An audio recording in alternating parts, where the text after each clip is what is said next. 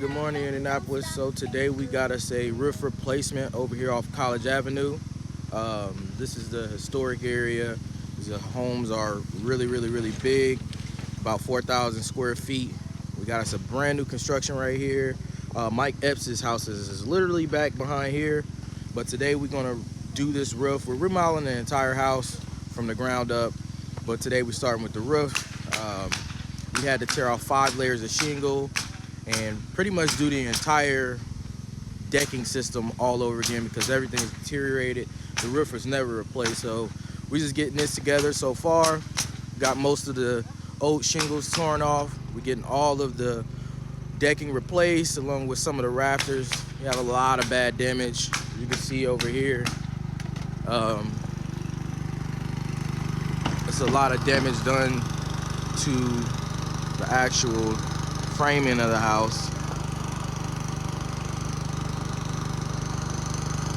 Replacing all of these gutter boards and the gutters, about 400 linear feet. It's a 40 square roof. This house has 3 chimneys. This is huge. You want to wrap all these chimneys in flashing, get some chimney caps on those. Get this whole entire roof redecked. Dumpster should be here in about 30-45 minutes, so make sure y'all stay tuned, see this full roofing system replacement, and make sure y'all like and subscribe to my Facebook page and my YouTube page. I'm gonna keep posting content as we remodel this entire house and finish this roof and check out this whole historic area.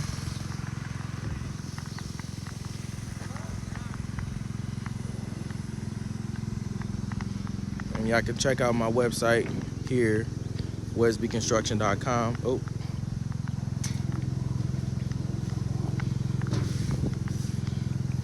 Bam.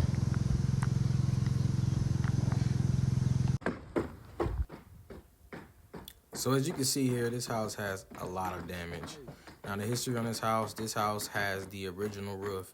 There were 5 layers of shingles, which means that every time it leaked or it needed a new roof, instead of removing the old shingles and putting new shingles on, they just put new shingles over the old shingles, which over time add a lot of weight onto the roof of the house, which causes the decking to deteriorate. And as you can see, the whole roof is falling apart, causing the gutters and the gutter boards to fall out.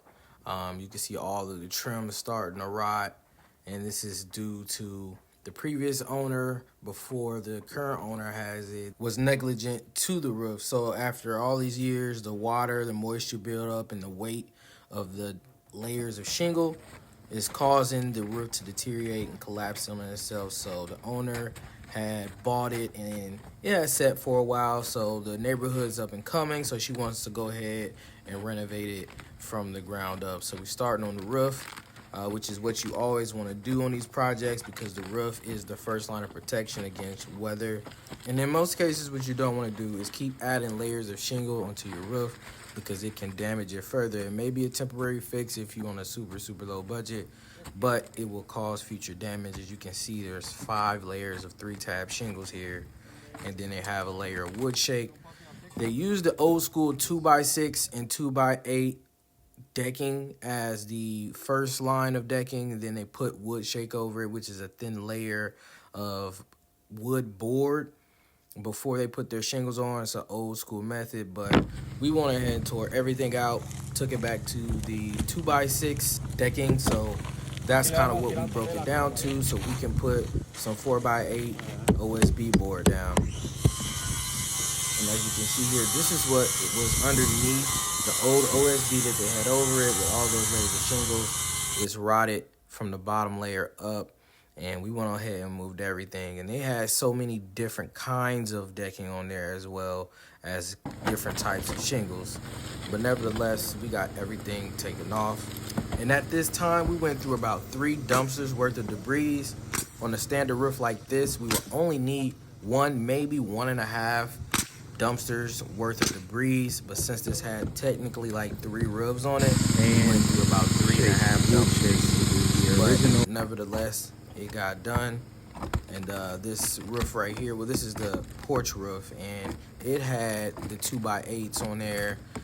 This wasn't as damaged, so the homeowner decided they didn't want to redeck this one, and the wood was still good. It wasn't soft or sagging or anything, so we just tore everything off, cleaned it up, and put some felt paper down, and got it all together. Nevertheless,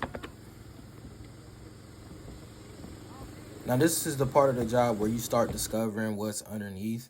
And once we took everything down, we discovered that a lot of the framing for the house was deteriorated and caved in on us. So we went ahead and did a change order. We added new framing so we can put our decking down and everything. And typically on change orders like those, it can be a big ticket item. So initially, we did not have replacing any decking. Actually, we only included 5 sheets of decking. But turns out we needed to do about 50 sheets of decking, which was the entire roof, so we can make sure everything is structurally sound.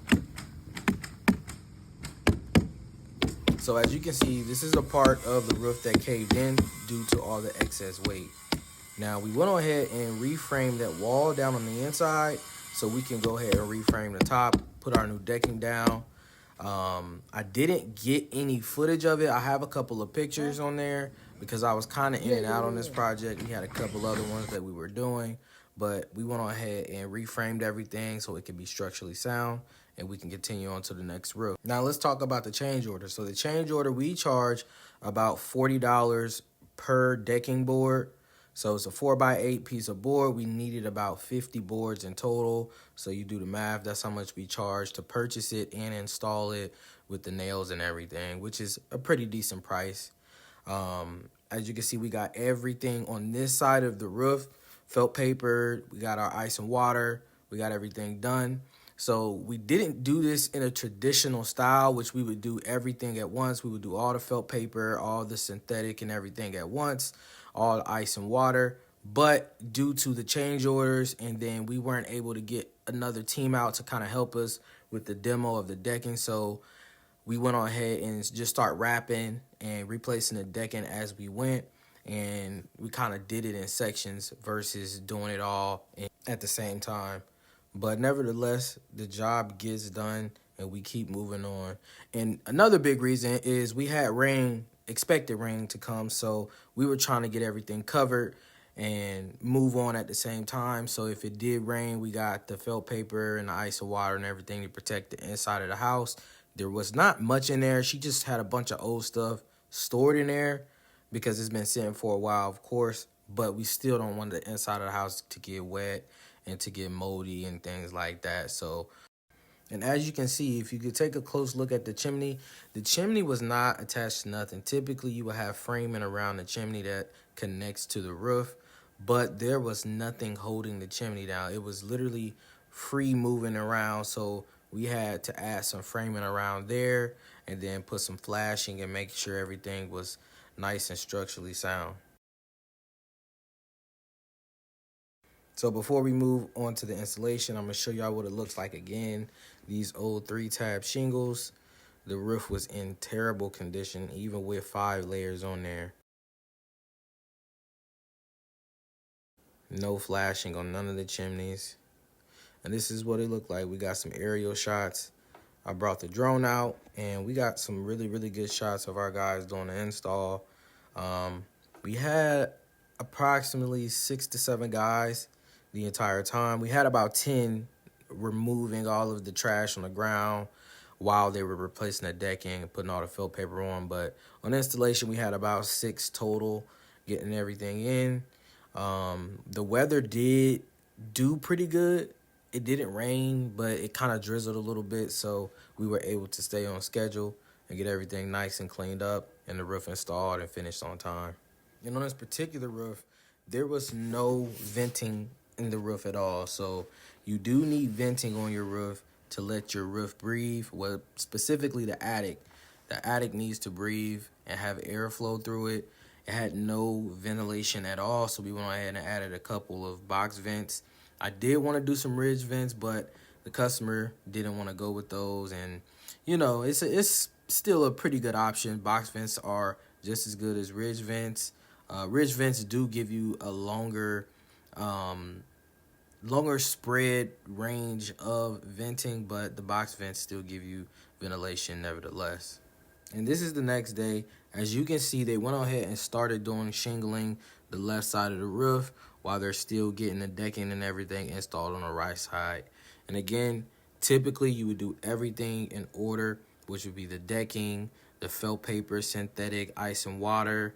Then you would install your shingles. But due to the change orders, the size of the roof, and the weather, we weren't able to do it in that way. But it still gets done. Everything's still protected on the inside, and the roof looks amazing. So now I'm going to break down the different components of the roof. So what they're working on now is called the ridges. The ridges are where the roof peaks meet. Those are what you need hip and ridge for. Hip and ridge is to cover the peaks of the roof.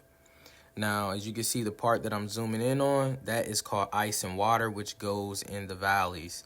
The valleys is what they're working in right now. This is where ice builds up, different corrosion and stuff like that. So we use a special type of underlayment called ice and water.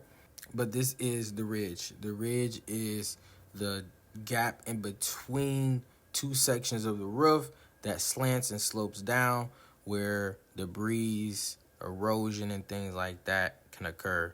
So you would need something called hip and ridge to cover those meeting points of the other side of the roof where they come together. That's where you install hip and ridge.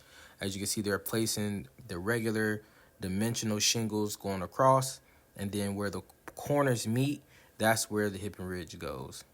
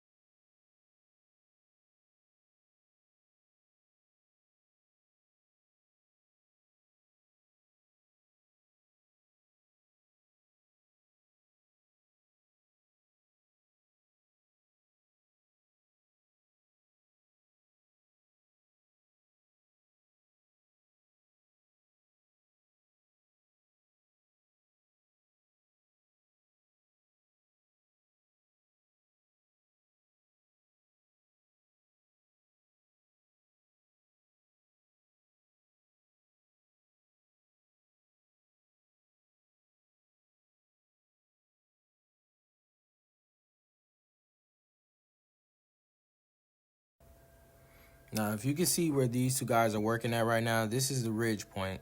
They're covering up the two peaks that meet together with something called ridge caps or just ridge. And this is your hip. The hip is the part that goes down towards the ground. This is a hip. They're cutting off the excess shingles that goes across, and then they're going to take what you call the ridge caps and then cover that gap where those 2 points meet. And our last phase was to add new gutter boards and new fascia boards. And as y'all seen in the beginning, the fascia board, the gutter boards, and the gutters were falling apart due to the framing, due to the roof, due to the sagging, due to everything. So we went ahead and replaced the fascia, gutter boards, and got some brand new 6-inch white gutters. Got my team out, went on ahead and got everything cut, fit the size straight off the truck, and everything looks pretty good. We got everything taken care of.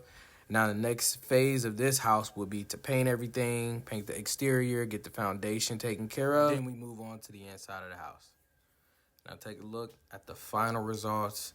I'm going to let y'all be the judge and let me know how y'all think we did. Make sure y'all like, subscribe, share. We thrive off referrals. We'll see you in the next video.